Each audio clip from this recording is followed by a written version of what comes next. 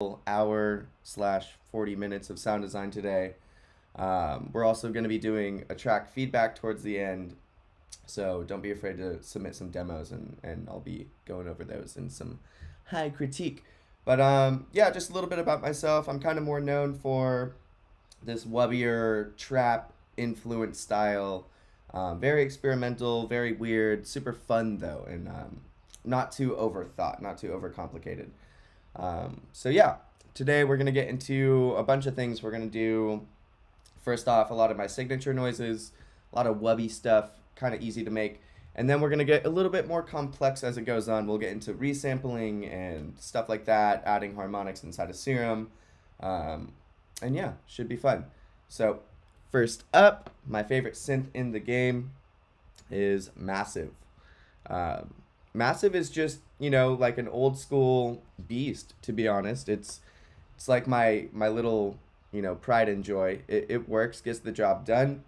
And the difference that I've noticed mostly with Massive as opposed to Serum is basically the idea that Massive kind of has a more rounded, softer edged sound, whereas Serum is more aggressive and hard biting, a little bit more metallic sometimes, especially with saw waves and all that good stuff. But yeah, so Massive is something I got really used to when I was going to Icon Collective in LA. It's just, not really user-friendly as opposed to Serum, where you can really see what's happening inside of Serum the whole time you're using it. Like basically you can follow everything inside of Serum. There's that blue line that you can trace. Whereas Massive, you kind of have to make that up in your head, which to me allows for some pretty creative, random, happy accidents to start happening. But yeah, first things first, let's get into like a classic, old school something wub, for instance. So I'm going to, before I start anything, I'm going to go to File and New Sound. If you don't do that, all these oscillators are going to be open. Everything's basically going to be turned on. And I don't want that. I just want to be working with one oscillator right now. So up first, I'm going to go to the sine square or sine triangle, it doesn't matter. And then I'm going to drag this wavetable position all the way to the left. And what that is generally saying is just like, this wavetable knob, just like in Serum, if you move it more towards the right, a square starts blending in with the sine wave. If you're 100% on the right, it's 100% a square wave. If you're 100% on the left, it's 100% a sine wave. So I'm going to start with this 100% sine wave, and then I'm going to go down into my bass octave. So pretty low. You're not going to really be able to hear this unless you have headphones or a sub. So once I have that, I'm just hitting an E node right now. Now I'm going to start to shape the sound. Before I start adding any color, I want to get the actual shape of this wub down.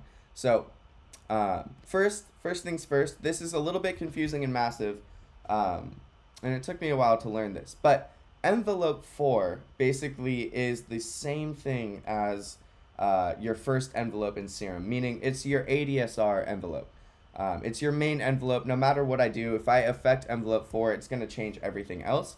Versus these three envelopes, 1, 2, and 3, are mostly meant as, like, I don't want to say macros, but they don't control or affect the main output of the sound. It's more something that you could drag onto another knob and have that knob trace this line that you're seeing here. So I'm mostly going to be dealing with envelope 4 for this situation on this first noise. So let's get into that. So I'm just going to start shaping it, like I said, into more of like a womp sound. So that's going to have a little bit more of attack. So now we can kind of start hearing it go whoom, like kind of ramping up, as opposed to just, starting straight solid. And you kind of hear that click. So I want to take that out, get a little bit more of attack, and then I'm going to take this level right here, which is basically acting as the sustain in Serum. So I'm going to pull this down all the way. And that's kind of getting closer to like a solid little womp. And I know, like I'm saying, if you don't have headphones, it's going to be hard to hear until I start adding color. So that's still a little bit too long on the decay side of things. So I'm going to drop the decay down a bit. And now we're at this short, quick, nice, clean womp. So the thing about this is I really like taking this shape and then throwing it through effects. My favorite thing to throw it through is this insert down here, this little box. And this is just basically you know, another batch of effects on top of the ones you have in this effects bank. So I'm going to go down to hard clipper right here, and then I'm going to pull my dry, wet, and drive all the way to the left, all the way dry, essentially. And then I'm going to click this little, you know, 4-prong tab right here, or I can just drag it, but I like clicking it, and then click again to the box on the left. So this is basically, you know, routing this envelope to these inserts right here. So I'm going to drag the dry wet all the way up and the drive all the way up. And then we're going to get this crunchy sounding wub. Very quick. And then, as I just heard, going in between two notes, I don't really want this to happen, so I'm going to make sure the sound is monophonic. I don't want to be playing two notes at the same time. This is going to be a bass noise where usually only one thing should be happening. Now, what I could do is add a little bit more color and go to Classic Tube over here and just kind of dial in some drive.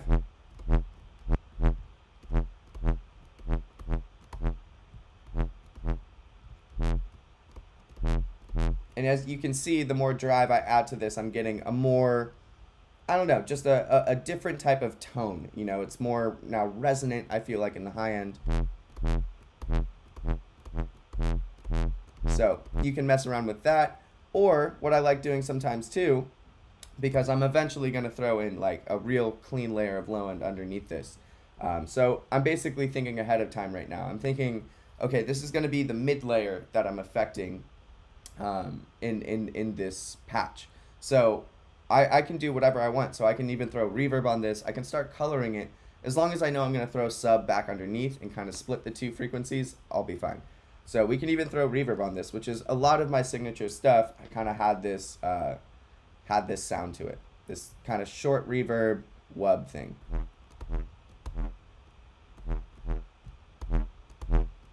And then that starts getting metallic kind of sounding. So it's just a really quick, you know, easy way to kind of get that sound. I know a lot of people have tried to emulate it in like Serum, but I think Massive is really the only thing that gives you this like specific tone that I couldn't find in Serum. Another thing we could do, take the reverb off, take the hard clipper off, is we can drag this envelope to the wavetable position and kind of make it go from sine to square.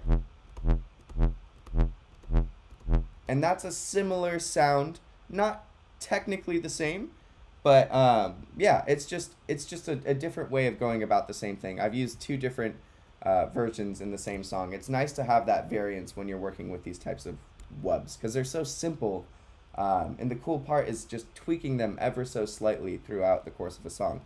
So yeah, you have, you know, the sine wave going into a square wave, which technically when you hard clip a sine wave, it turns into a square wave. So I'm just doing that in a more intense manner down here with the insert. So yeah, let's go keep this back down. Actually, I'm going to delete this. So on top of the reverb inside of Massive, what I love doing is constantly, I mean, this isn't my default, but I always have a Valhalla on a very, very short decay. So as low as I can basically take this Valhalla, and then I give it no pre-delay, so as soon as the sound is running through this reverb, you're getting reverb immediately back. In the shaping too, I have the size all the way down. And then you'll notice I have a low cut around 150 because I don't really want that low, nasty, you know, the sub information going through reverb. You never really want that. Okay, so playing this wub, now I'm going to send it through some short reverb. And that gives it like this mean, kind of aggressive characteristic. And sometimes even messing around with these little, the coloring. So like going to 1970s gives me a slightly different tone. And messing around with these size.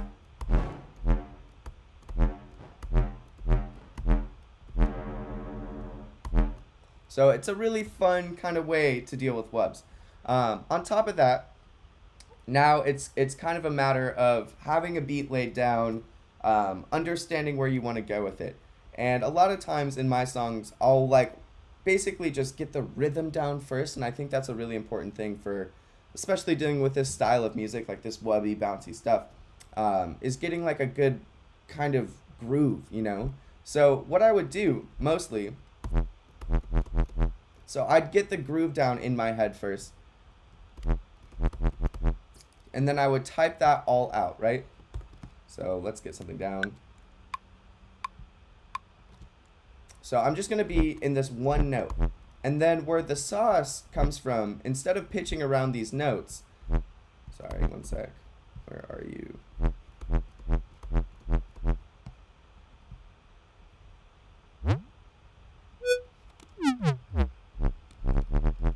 Sweet.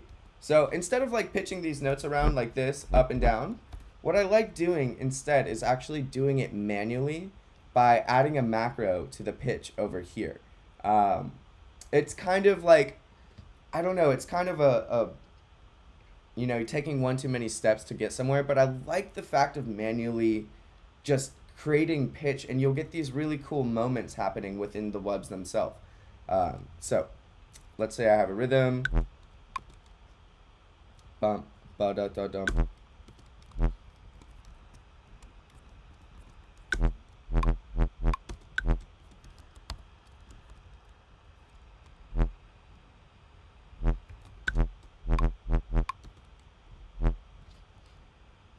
Yeah, that works.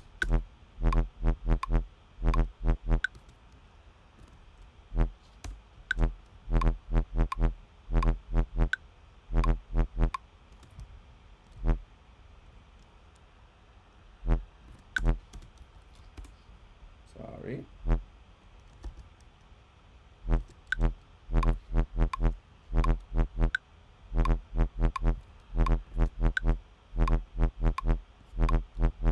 So yeah, run that through Reverb.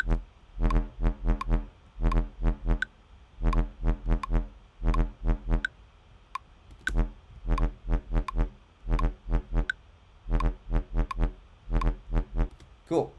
Now I'm going to go into the pitch itself and drag this to this top little box here. And this is basically going to override whatever pitch you're dealing with. So I'm going to tell it that I only want to move about 2 semitones up. And so that's there. I'm going to go into the automation.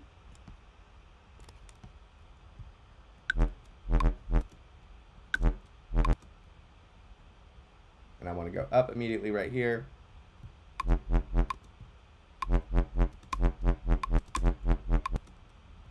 So just slight pitches around, so it's hovering around the same root note the whole time, but just kind of has this little swaggy little pitch bend type feel to it. And then probably just copy that over.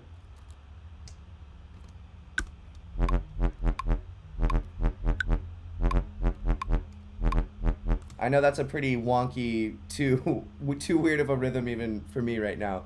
But it's just kind of getting the job done for right now. So we have this one wub, we have this cool little sound. Now let's take this a little bit further. Let's open up this modulation oscillator over here. We have the sound sine running through this hard clipper, running through some reverb. Not too much happening right now. Now what we can start to do though is add this little ring modulation. So I'm going to add ring mod to oscillator 1 right here, where most of our sound is.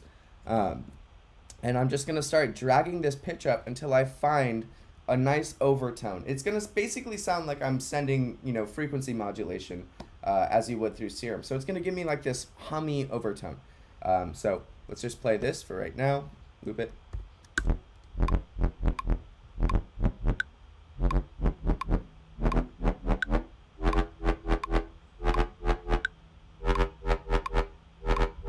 Sweet. So the problem with this modulation oscillator is it's not going to follow the pitch that I just drew in. So I'm going to have to drag this same knob over here and basically tell it the same information. I want you to only move up 2 semitones right here. And then this is basically a dry wet of how much signal I want to send through that sine wave.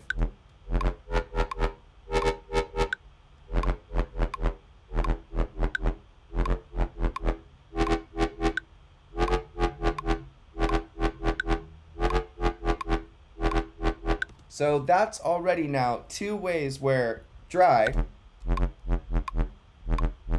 And that's kind of how I would open up a drop, right? Just give them like the one single layer. And as the drop or whatever you're working on starts to progress, that's where I would start adding a little bit more. So it feels like your beat is just growing a little bit. What we can do too, which is kind of fun sometimes, it doesn't work all the time, but we can take this same wub shape and add it to the ring mod,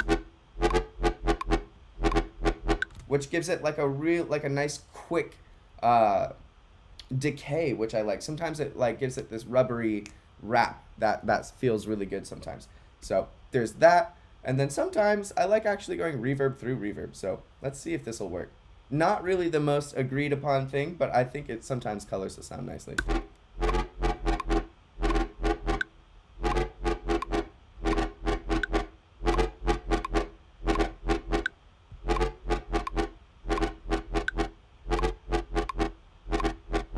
Sweet.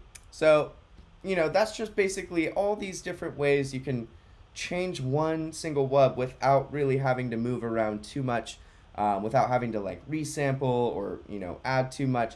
Massive is a very kind of user-friendly plugin for me at least.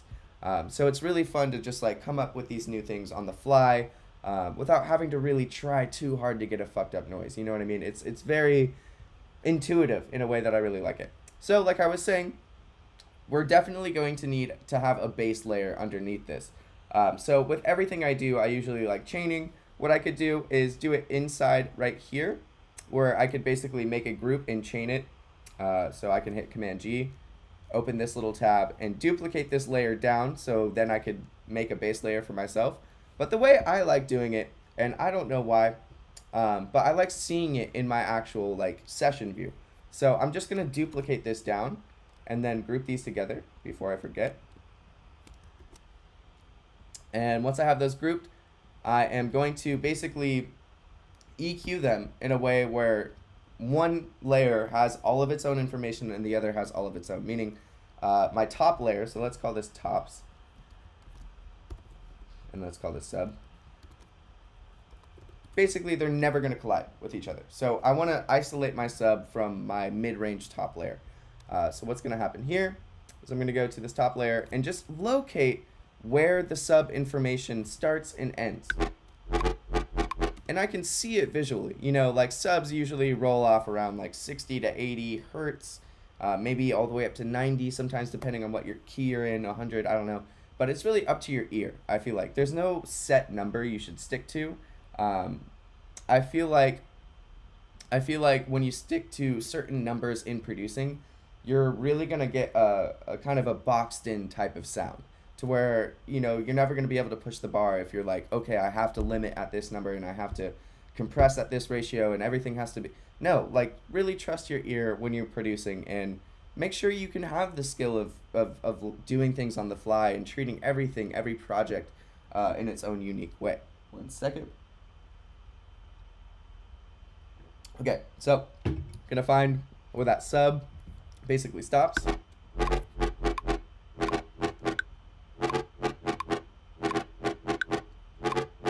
Nice, so that's around like 100 hertz right there. So 99.5. So on my next layer, I'm basically going to do the exact opposite. I'm gonna take this, pretty steep slope, not like a brick wall slope, but a pretty steep slope.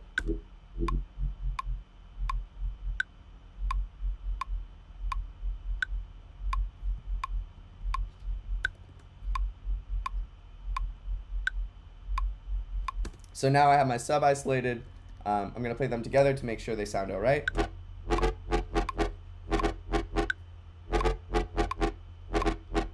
Epic. Now I have complete control over, you know, my sub. So if I feel like in a mixdown my sub's not loud enough, what I can do is start turning down my top layer, or I can turn down other elements around my sub, yet it's still following the exact same pitch, the exact same cadence, the exact same feel as my top end.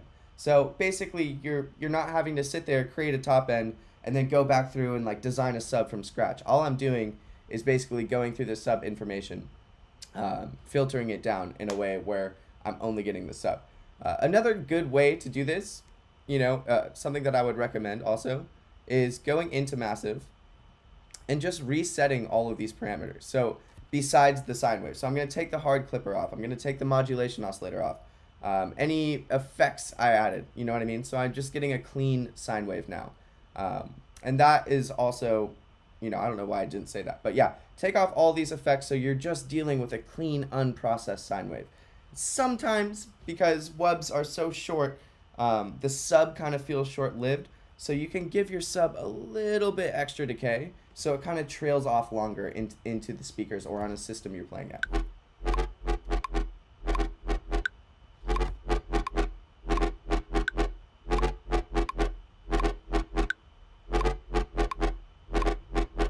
All right, so that's basically the first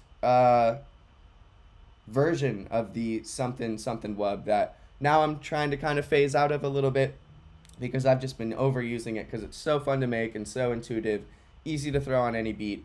But yeah, let's get into some other stuff now. I'm going to stick with Massive though. And this is also a really fun thing I've been doing lately, and I'm sure a lot of you guys know about this. But one sec. Okay, so have Massive open, make sure I'm in my sub realm. Sweet, back on that E note. So I think one of my friends told me about this. I don't remember where exactly, but it's not like the biggest hidden secret. But it's this wavetable called Carbon. And it's this really special wavetable where basically inside of one little, you know, oscillator, you can get 100 different noises. And it's super fun to play around with, especially when we're talking about things like resampling. So I'm going to open up a new sound, always file, new sound. So everything kind of resets itself. I'm only dealing with one oscillator. And then I'm going to go down to Carbon. And just a quick, just to show you guys like what this has inside of it. So it sounds like shit until I start moving this wavetable position.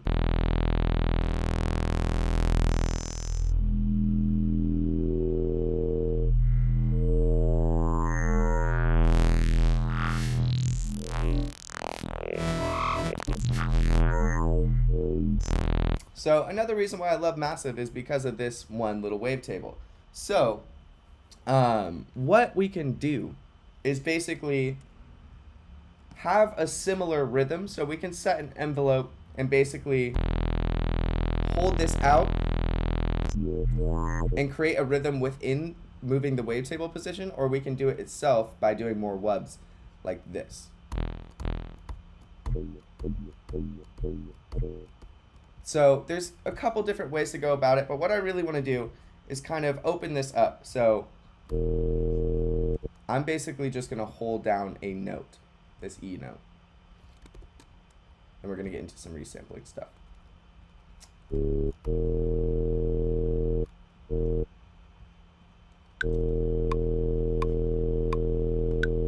Sweet. So while that's happening, I'm going to open up an audio channel underneath and just click resampling. And then I'm just going to record everything that I'm basically going to be doing to this one note. And I'm just going to affect it over time. I'm going to start adding some coloring effects, some distortion, some whatever I want. I'm going to add some movement if I want. I'm just going to keep beefing up this sound, if you will. So let's get into recording. So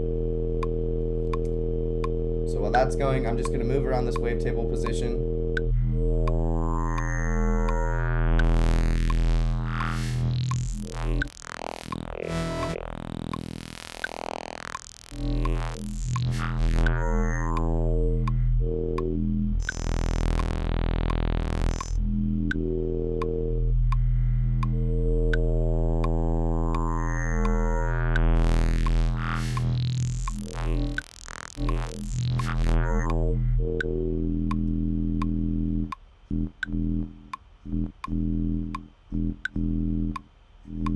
So I'm just trying to get different levels of movement. This is all going to make sense for when I go into resample this. Now that I have this, I'm going to add some coloring on the outside.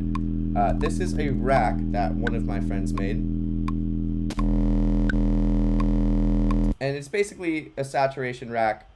Before, you know, I start using this, I kind of want to explain this a bit. So it's all these little tabs that are set up to macros.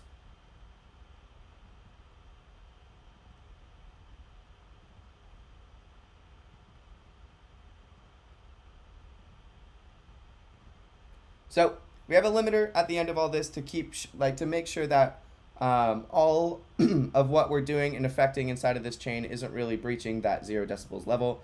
Right here we kind of have like a coloring addition, so this is going to take kind of like that top end, that perceived loudness, and we're basically, you know, just shaping that sound even more in this specific area. This is a Haas effect right here. Classic compression, so this is just increasing the makeup gain through a soft clipper. This is adding a little bit of high life, so as we increase the macro, this is going to give it a little bit of brightness.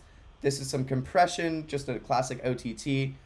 This is overdrive for added distortion, and this is a vocoder with noise on it to give it also some added brightness. So there's a macro mapped to this vocoder on the noise setting that's going to give it kind of this white noise hiss, and then of course just the normal saturation. So let's minimize all of these guys real quick. So with this sound playing,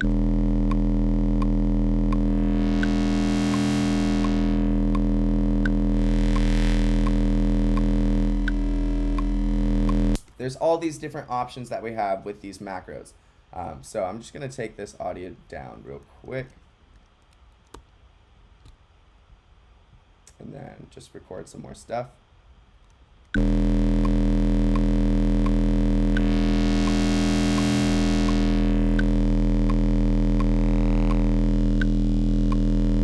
Oh, not recording. Hello. I'm going to change the wavetable position a little bit too.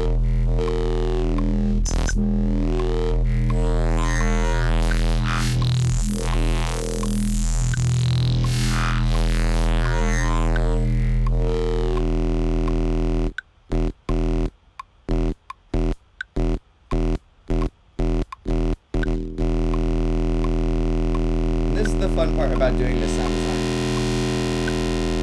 It's just very intuitive. Now I'm going to add this frequency shifter on it and get some more movement. I'm going to put it on ring modulation.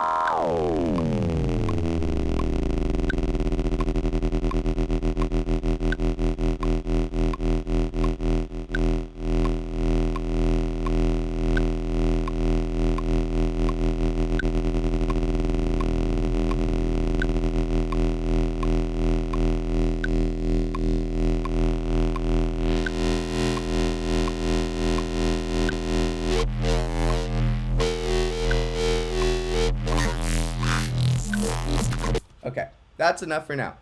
So basically, I'm going to take all this audio, and I'm just going to expand it as far as I can. Sweet, have that. Then I'm going to take this old guy that I have too, expand it down. And this is the thing about some bass sound design, is it's just like so incredibly intuitive that you know, sometimes you get gold and sometimes you don't, and that's kind of like the name of the game. So I'm going to take these two, consolidate them together. And then the fun thing is now taking this whole big chunk of noise that we just recorded and dropping it into a sampler. So I'm going to change it from simpler to sampler down here at the bottom. And I'm going to open up this MIDI tab, make sure it plays.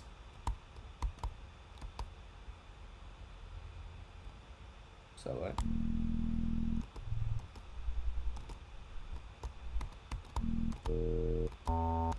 okay, there we are. So now we're in the right key. So I'm going to take this filter, I'm going to go into modulation tab, and actually, I am going way too backwards with this. So we're going to start with the sample. We're going to turn on sustain mode to this 2 arrows pointing right. And then what we're going to do is create a small little loop for ourselves somewhere within this little section. I like this funky kind of chop section, so I'm going to take a little loop right here.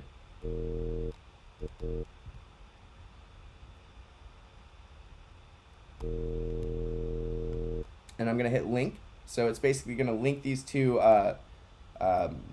arrows together, so it's going to start looping back and forth.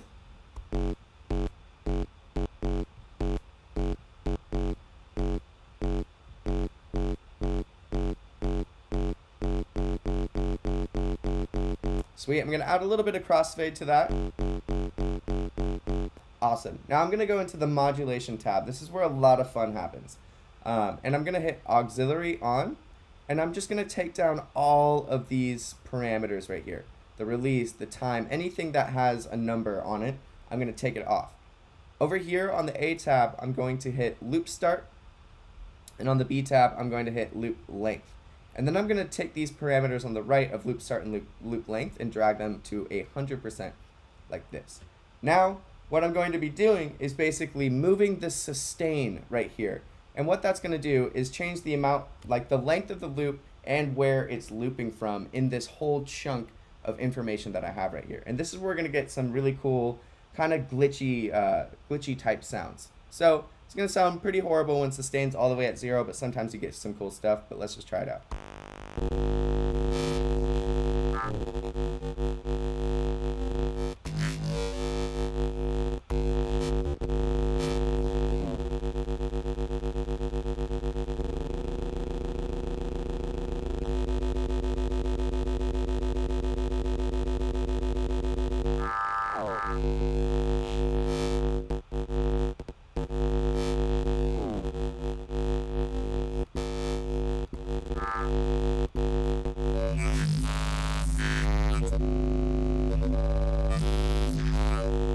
So basically what we're going to do now is we can record ourselves doing this again, but I want to add that coloring rack again at the end of this.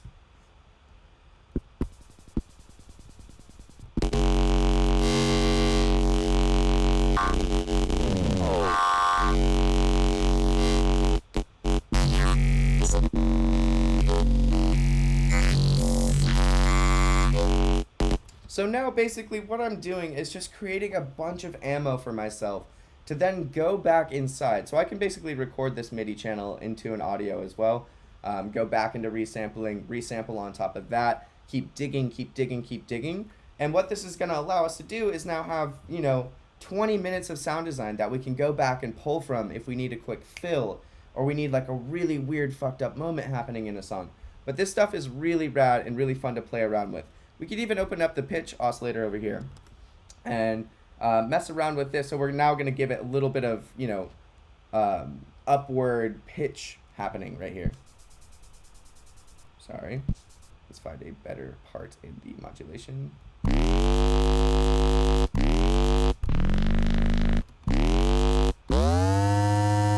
So we can control that. What this is basically telling is like, this is how long this ramp is happening. So I'm just giving it some more time on the decay right here.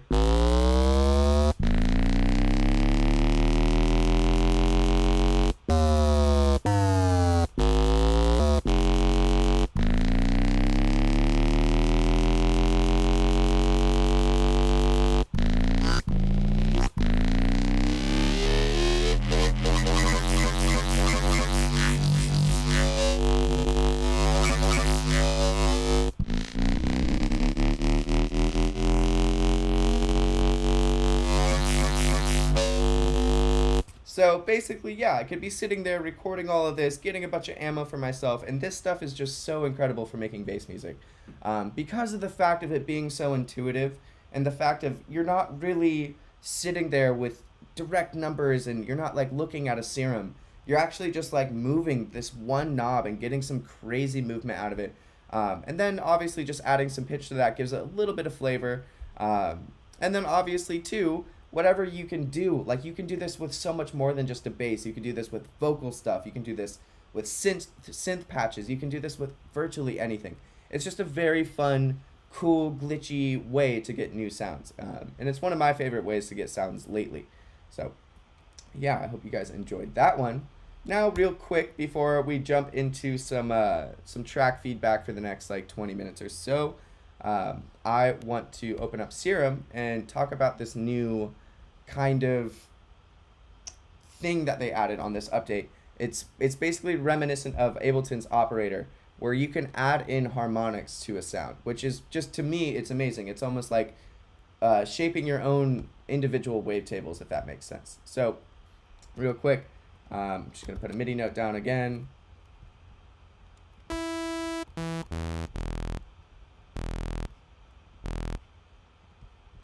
Sweet. So I'm just going to get sort of like a respace going at first with this saw wave. So I'm going to add like 3 voices to it, pretty detuned. Sweet. Sounds good to me. Now what I'm going to do is add a little bit of distortion, or a lot, depending on what you want to do. Let's just go extreme.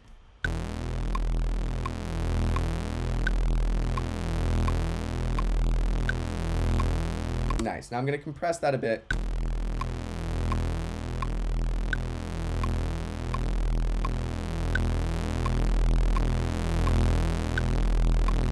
Cool. Now, so I have this big kind of chunky resound, super quick, easy to make. But I'm going to go into this draw tab. And this is where a lot of my joy has been coming from, because I've always wanted to know the quickest way to put on like an overtone. And essentially right here is where this can all be done. So one of my favorite bins is what they call them, all these little different pitches that I can add, all these little harmonics that I can add into this saw wave. You're going to see as I move one of these bins, this perfectly straight saw wave is going to start changing ever so slightly. So let's take 10.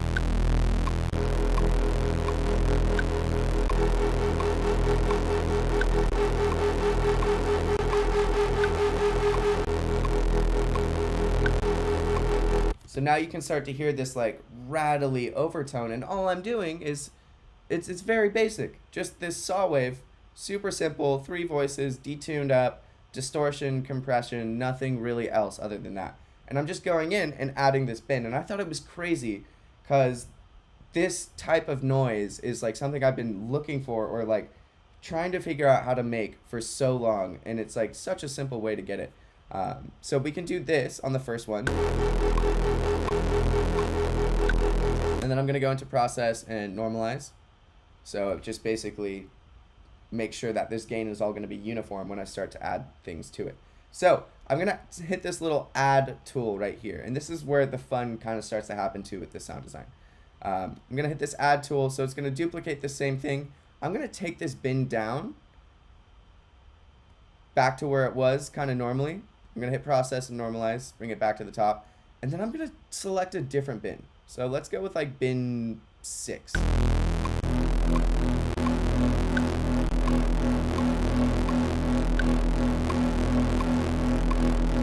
Sweet.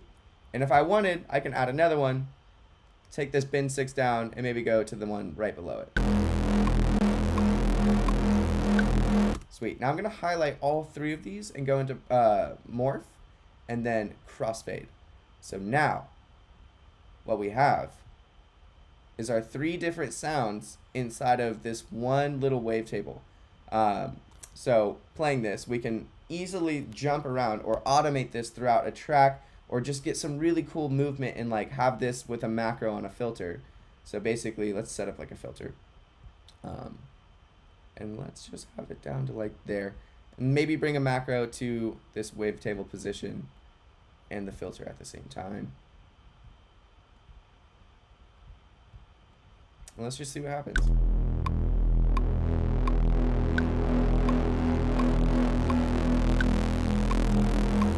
I think I kind of want to go opposite with the wavetable position, to be honest.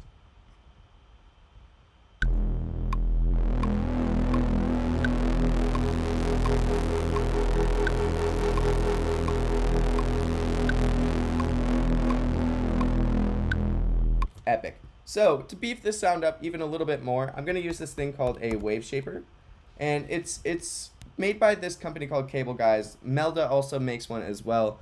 I'm pretty sure the Melda one is like $3, or if it's not that, I think it's free. This one is really impossible to find. I just think somebody gave me a component one day, and I was super lucky to have this thing. But what this is basically like personal saturation. So I'm drawing, I don't really know exactly how it works, but I'm drawing in my own saturation curve, essentially. So if you notice, like a hard clipper is kind of like a square wave curve, whereas like a sine clipped thing has like a softer curve to it.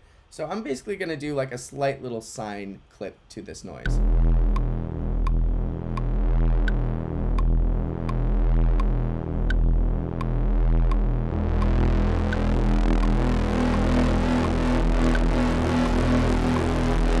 Without it. Without.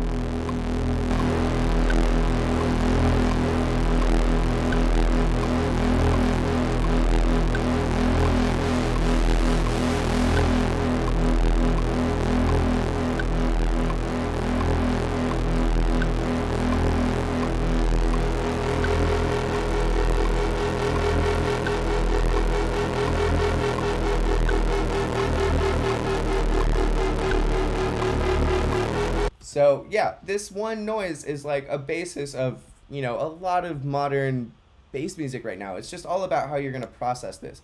Maybe I'll throw another, you know, one of those racks that my buddy made. Another saturation rack on top of it.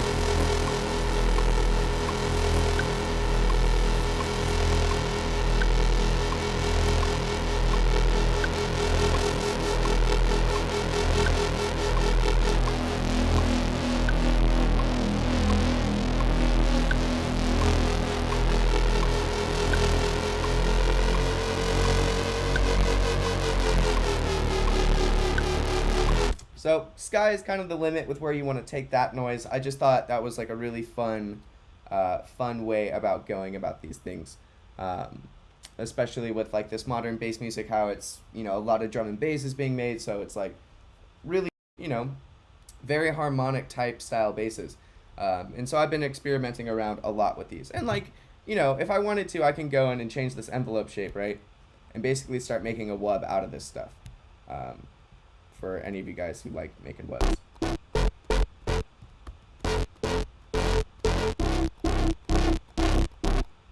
Maybe some little portamento on it too.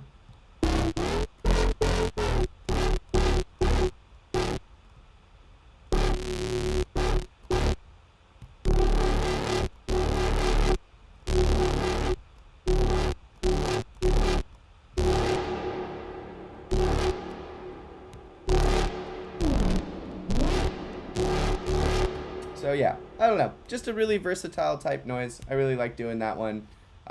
Been a big fan of just the whole distortion type sounding Reese madness lately, so it's really fun. But also, don't forget with this sound, similar to the last one I was making, you know, you're always gonna have to chain it. You can filter all this down and still get a bunch of harmonics in that bass, get like a warmer colored bass, or you could just take a lot of these things off.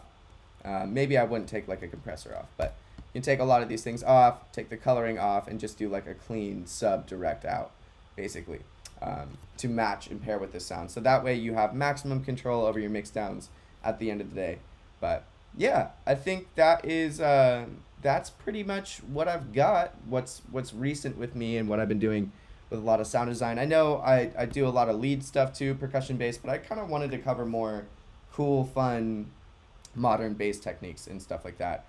Just little ways that I've been finding niches within this industry. But yeah, I hope that was helpful for you guys. Now I'm going to get into some track feedback. I see this chat.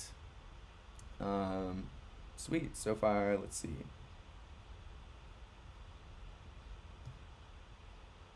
Sweet. Okay, make sure these are all downloadable, guys. And yeah, all right, I'm just gonna get into this. Let me open up my Discord real quick, and then we'll start downloading these guys.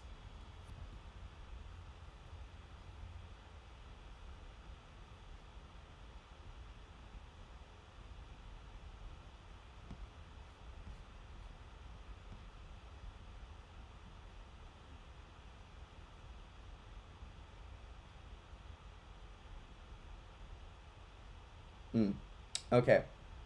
So I guess I'll just give feedback through this, but if you can, try to make these links downloadable so I can drag them onto Ableton and kind of like chop them up apart and see what's going on. So yeah, Absolve, if you can make this track downloadable, that would be greatly appreciated. But for now, I'll go to Random Fox 2, that's a YouTube link. Okay.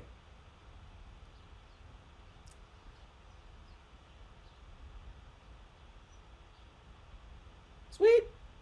Downloadable. Yeah, if all you guys could just make like a SoundCloud little upload your song to SoundCloud, make it private, and then make a download file. Maybe include the BPM too, if you want. But yeah, let's check some of these out.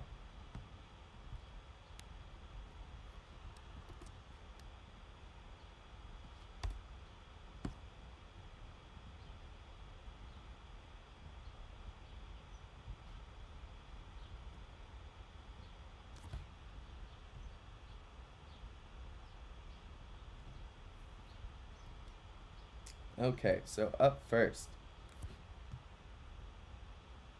we have Absolve, let's see, wait for an ongoing contest. Okay, some mixing feedback. Sweet. Let's get it.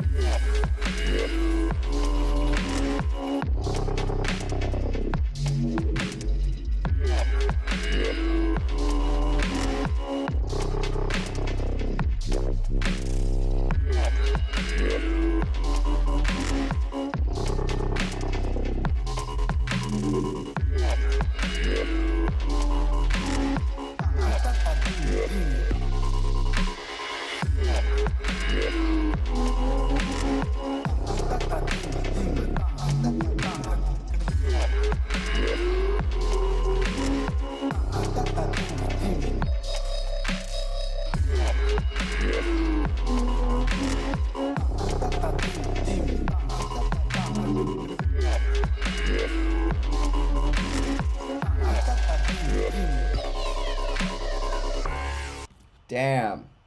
Super swampy and like deep, dark. I really love the energy and vibe of this track, to be honest. Really cool. If anything, though, I was just feeling like it was so mid range heavy in certain parts. So maybe you can kind of duck on elements that aren't your sub, or like maybe the top end layer of your sub and all of that movement. I would maybe take some other elements out. I'm not sure if it's like that vocal blah, blah, blah, blah, like stuff like that. Just try to take out a little bit more 250 hertz somewhere around there, 250, 300 hertz, because it's like really mid driven this whole time and really subby and bassy. So maybe like a good thing to think about too is kind of juxtaposing that with a lot of cool like top end stuff, whether that be like shakers or like kind of Charles the First style blippy sine wave melodies that happen and kind of go up in a cool arpeggiator, so it reaches like that really top end of things around like 10 or let's say like 3 to 8K. Sorry, I think that would be cool, kind of tying the two together. But as far as this whole idea goes, I really love it. Like it's a very, you know, I feel like I want to hear this at like 4 a.m. in the middle of some crazy forest, like, you know, going for it. But yeah, as far as the whole track goes, I mean, I can take this left to right, just kind of scan through it to see if I'm missing anything real quick. Over here, I said vocal out. I was just taking a little note because I think it happened a lot, like really consistently throughout the drop.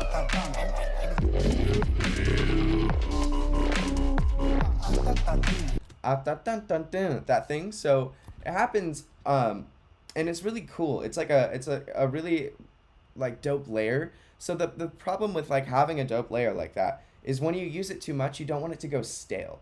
You know, you kind of want to like give it its little, you know, spotlight and then take it away and then bring it back. You know what I mean? So right here in this little breakdown, I was thinking you can maybe take it out for the first half of this breakdown and then slowly introduce it back in towards the second half of the breakdown, if you did want to keep it. But in my opinion, I think you should let that little ha ha ha ha kind of not happen for a bit. Take us away. And I think this little breakdown section is awesome. Like you don't really need much else there. Like we could just vibe with that kind of sitar sound, you know what I mean?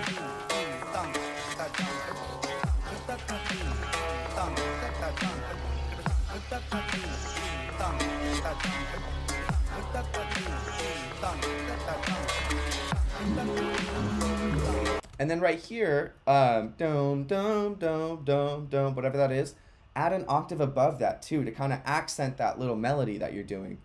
Especially on the second half, it feels like it's kind of progressing more when we do things like that. But yeah, dude, as far as like the control, I was like waiting for something to clip or something to distort kind of grossly, and it didn't. Everything held really nicely. So yeah, once again, just watch out for that, you know, 250 hertz, 300 hertz area with other elements that aren't your sub or the mid-range top end of your sub, because those are important to contain those.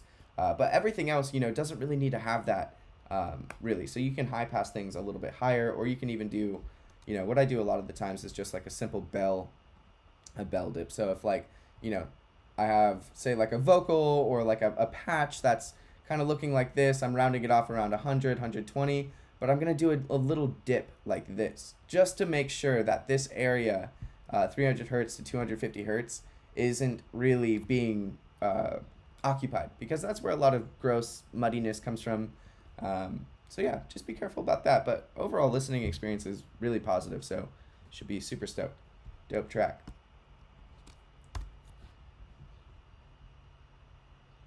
Okay.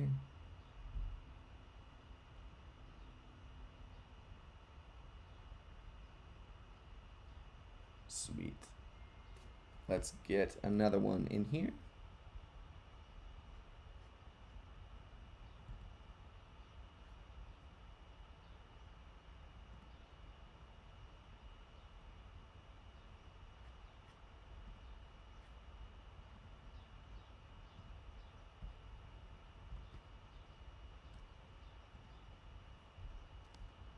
All right, this is Ken Seeker Dirt version 6. I feel you, man.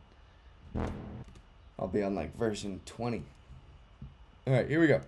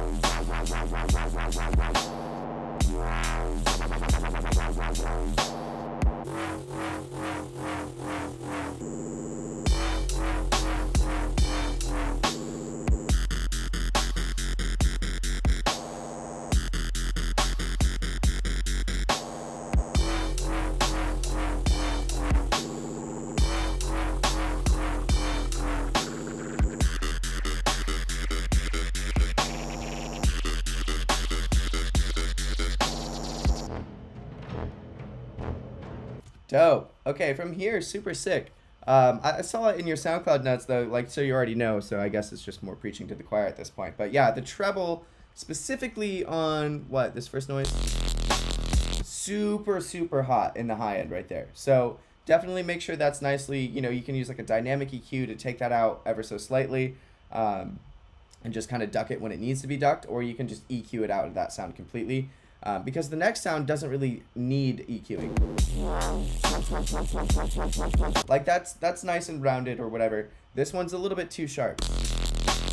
Really, really gnarly in that high end. And then before I forget, a lot of times in intros, I like to make the kick a little bit more subtle. So this kick, it has like this weird kind of top end to it. So what I would do is either, you know, completely just low pass it, or you can once again like dip it down where you have that kind of click or that transient of the kick.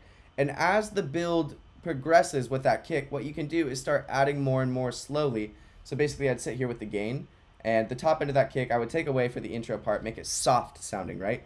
And then I would start to increase that as the build moves on, and that way when it hits the drop, we get the punchiness in the top end of that kick, but not during the intro section.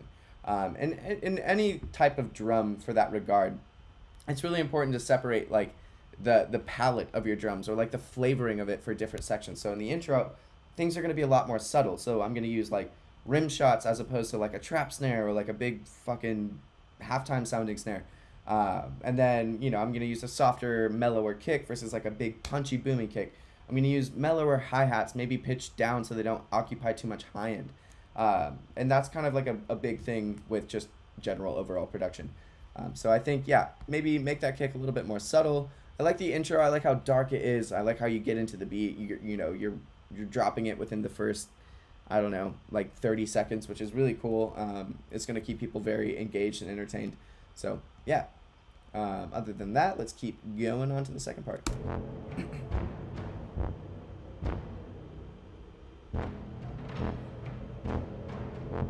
Okay, real quick. I think right here,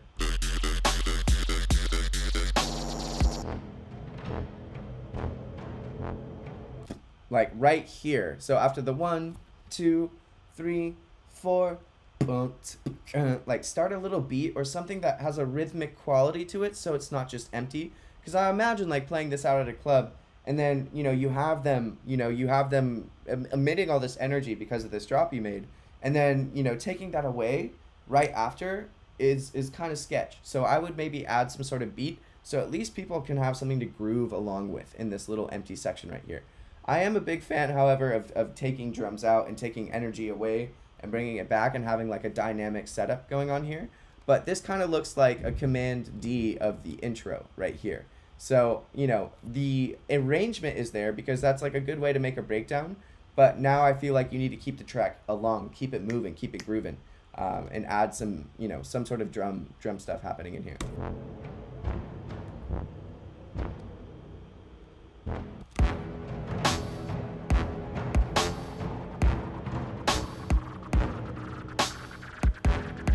I think you could do with some like acoustic snare, like drumline type, something like adding more to this tension because it's the second drop, it's the finale of the song. You really want to like sell it. So yeah, a lot of success with electronic music is that push and pull. So adding a little bit more to just this little build up. I know it's like this style of music for sure, but I think you could just go 1 to 2 steps further with creating a little bit more tension in there.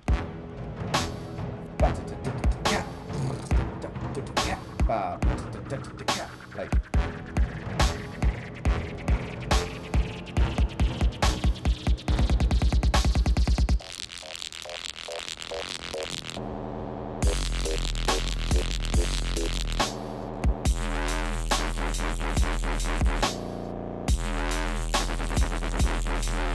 So when you hit this digga digga digga digga, it starts sounding a little bit muddy. So I would think about, instead of going like overboard with the speed of the oscillation, I would more think about simplicity. So taking away. So going like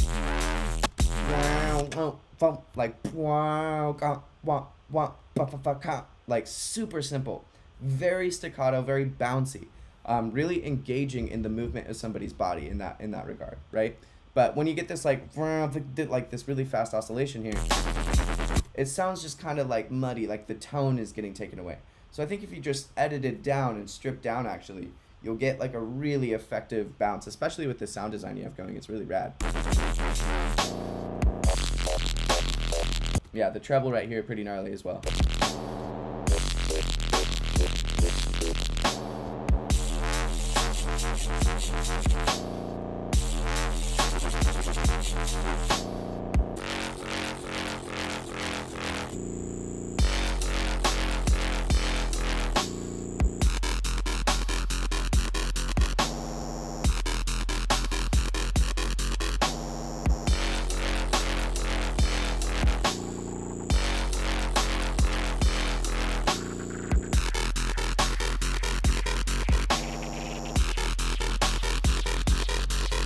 So what I think you can do, especially what I love when like things are pitching down and you can kind of use a plugin to almost accent that pitch down or that fall down or rise up, whatever it is.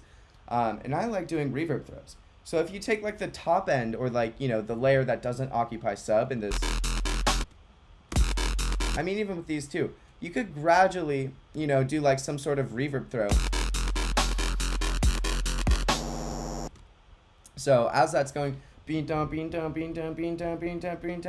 what you would be doing, and this is going to sound crappy because it's going to be over your entire track, but yeah, I would get like a Valhalla or whatever reverb you're comfortable with, you know, no pre-delay really, and just as that's going up,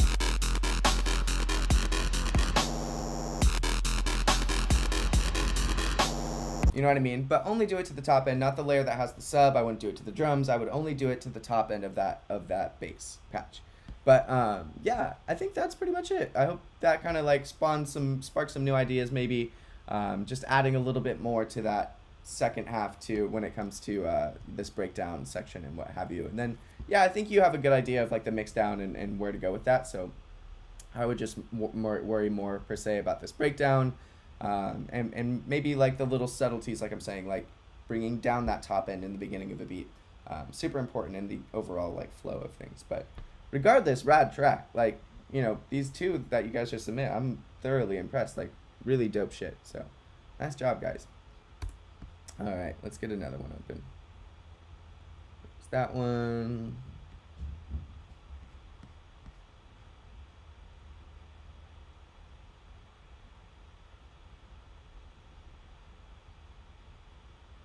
Oh, shoot. Can I download? Yes.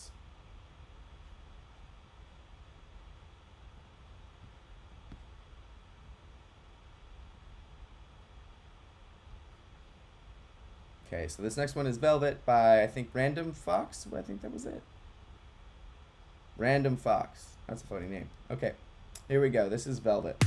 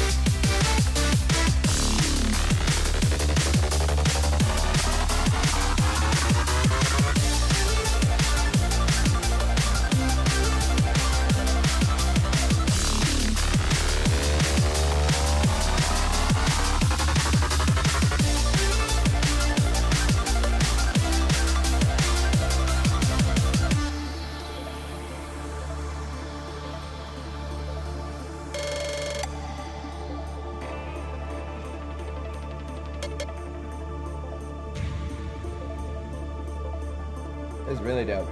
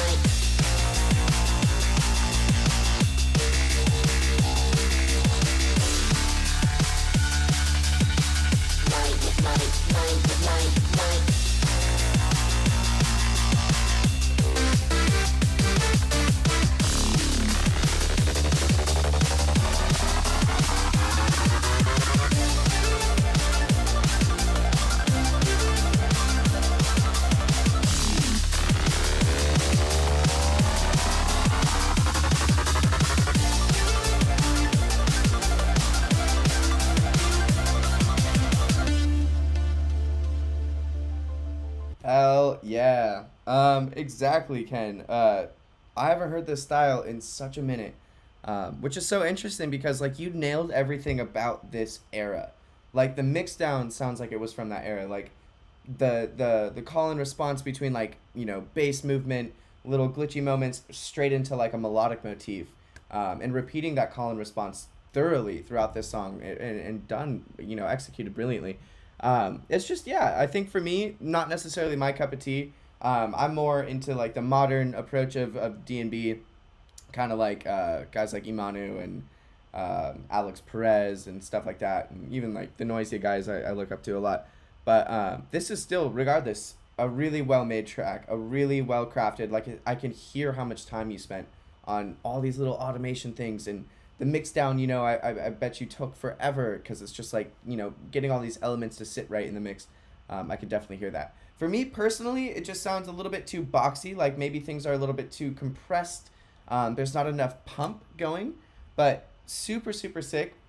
Other than that, like I was hearing like your kick, for instance, really, really punchy, to where now with drum and bass, I like something a little bit more like girthy, where it has more of like a oomph to it versus like the poof, versus the punch versus, I don't know what I'm really trying to say, but I don't know, I think just like modern kicks, or the way that these guys that I'm super obsessed with, their sound is a little bit more beefy in that low end spot, and this because it's dealing with melodies, and you're in like kind of like a higher bass spectrum, it doesn't really allow for that. So I don't know, regardless, the feedback is positive. There's not much I would really change. This track sounds like it's done.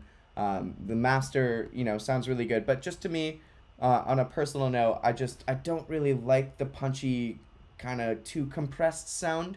It sounds like everything's put into one box, you know what I mean? So I would like a little bit more pump to be happening. And then as far as like sample choice, I feel like drum and bass is kind of moving in a different direction, where it's like really quick sounding snares and really like deep low kicks, like with not that much top end to them, to be honest. Like it's more of like a oof. It's more of just like a sub hit than a kick, you know what I mean? That and like really tiny snares, like I said, like almost rim shots that are just run through transient shaping to the point where they're like micro and mini. But that's just a different style of drum and bass. I know that too. But yeah, dude, super sick. All the melodies, everything is flowing. Like from start to finish, you had me entertained. I wanted to keep listening. I wanted to keep knowing where this track was going to go. So really good job on this. You should be super proud. Super, super dope. All right. What else do we got in here? Oh, I know. Yeah, by the time you like grasp a style, that's such a funny thing to talk about, honestly, is like you finally like nail a sound, and then it's like it's evolved already so much by the time you nail that like drum and bass sound, that it's like, oh my God. Like it never stops. I know how it goes, because I honestly stopped trying to make drum and bass for that reason. Because by the time I got like the handle on one style, because there's already all these little microcosms of it now. But once I got my hands on like one style, it's like, oh shit, now there's this new, like, okay, now they're doing this to basses. Okay, now this is what jump up is sounding like. Like, holy crap. So I totally get you there. It's like constantly you got to be on your toes with this shit. It's hilarious. But yeah, regardless, like, really impressive stuff, man. Super sick. What else do we got in here? Yeah, exactly. Wait 4 or 5 years, shit will be hot again. I feel like I'm missing one. I got Absolve.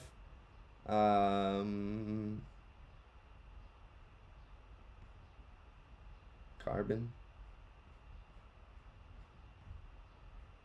I think that's it for track submission so far. If you guys,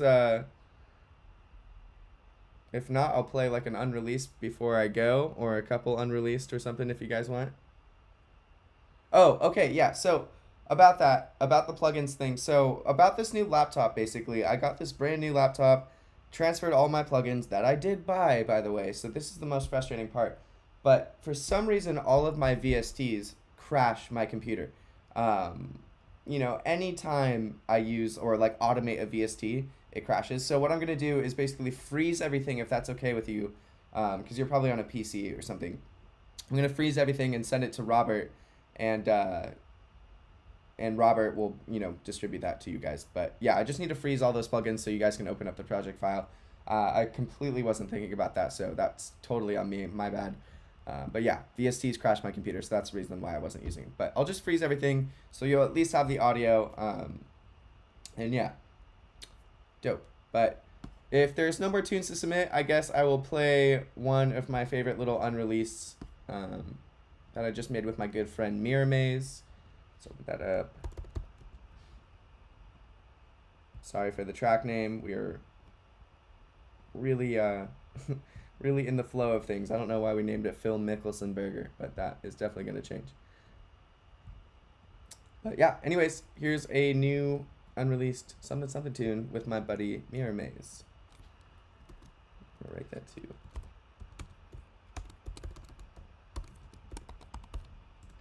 Here we go.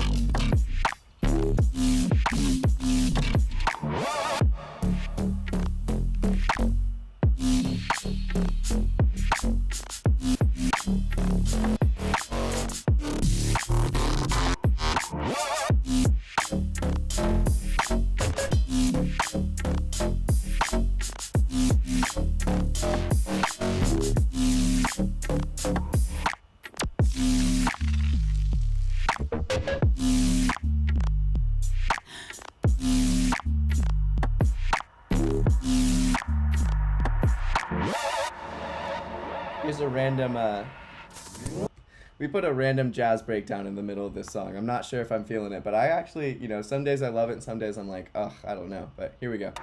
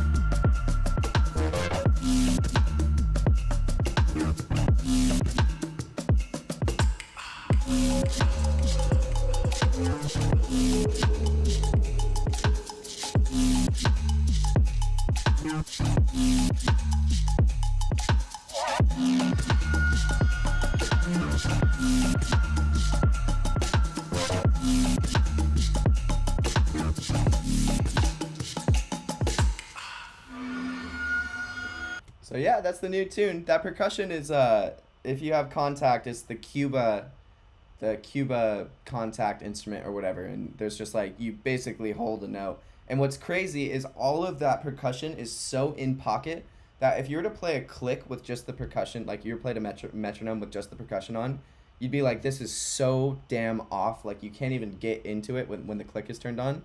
But it's so cool because it's like completely meant to be as pockety as possible, and all I was doing is like holding down one note, and then there's just like this recording of this guy just jamming a cowbell and like all these other little instruments or samba instruments, I'm not sure.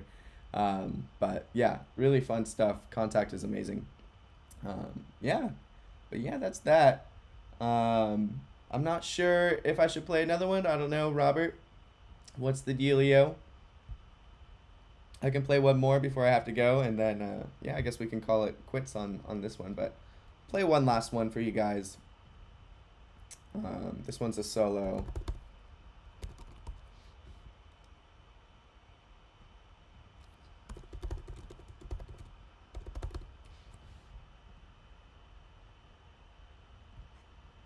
All right.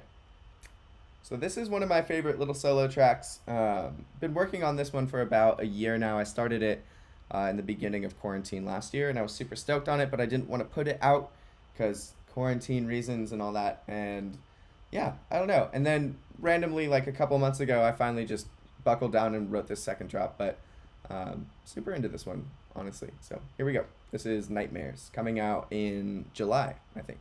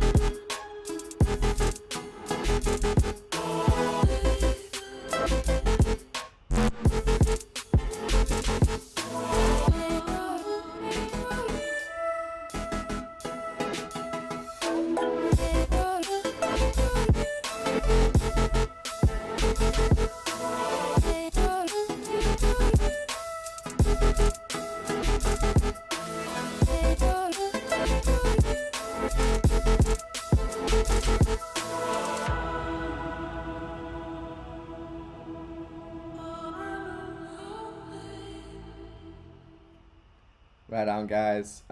Thank you guys all so much for tuning in. I hope you guys learned some things. If not, hope you just vibed and, had a good time today. But yeah, thank you. Huge shout out to Bass Gorilla for putting this on. Robert, you're the man. Thank you so much. But yeah, once again, hope you guys learned some things. And if not, whatever. Hope you have a good day. Hope you have a good rest of your guys' week. And yeah, stay tuned for some music coming out. Yeah. Once again, name something.